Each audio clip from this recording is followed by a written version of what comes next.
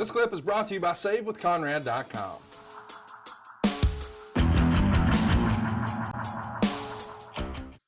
Let's get to another fun question here.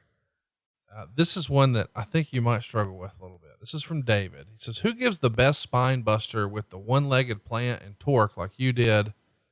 And here's the part you might not like. Who gives the worst one?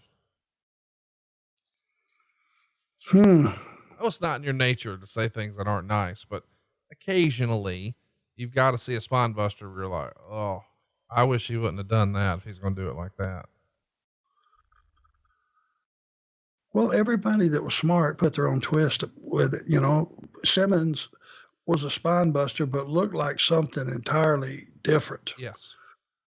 And it was definitely a kill shot. You know, I can tell you the guys that did it really well. Hunter did a very good one. Yep. Bobby Roode, very good. Rhino, very good. What was the guy's name? Adam Rose. Oh yeah, he did a good one. Excellent spine buster. You know, Batista's was different.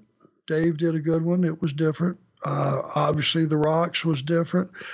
You know, I never, you know, if a guy, as we spoke on one of the earlier episodes, if a guy didn't get his legs, if he didn't wrap his legs around you, if his legs were left inside, they all stunk. Everybody that tried to do one and the guy that he was giving it to kept their legs inside. It was terrible. You know, one of the greatest workers of all time, Barry Windham. We worked that title match, and if you go back and look at it, I hit Barry with that spine buster, and he had his legs inside, and he kind of fell away from me as we rotated and started down. There was some separation, if you can picture that, instead of being chest to chest tight.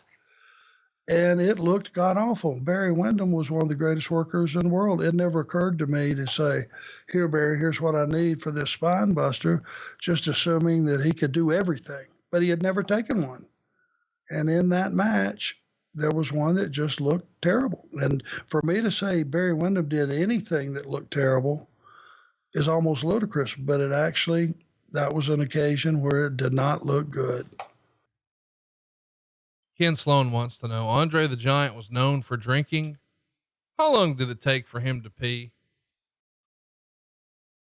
I don't know. I never went to the shitter with him.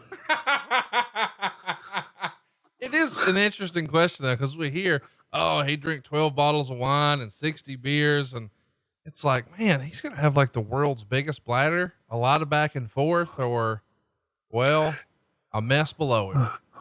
I was just guessing. And, you know, number one, when he got up and went to the bathroom, I'm sure if you were in there, you cleared out. Yep. You gave him full reign. But I would suggest he was one of those guys that probably did quite a bit of his drinking before he ever pissed the first time. And I would suggest it was a long, steady stream. Hey, it's Conrad Thompson. Thanks for checking out the podcast here on YouTube. Be sure to hit the subscribe button and the notifications bell so you get a notice anytime we upload some new content. And go save yourself some money right now. If you're in a 30-year loan or you have credit card debt, it's not a matter of if I can save you money. It's a matter of how much. Find out right now for free at SaveWithConrad.com.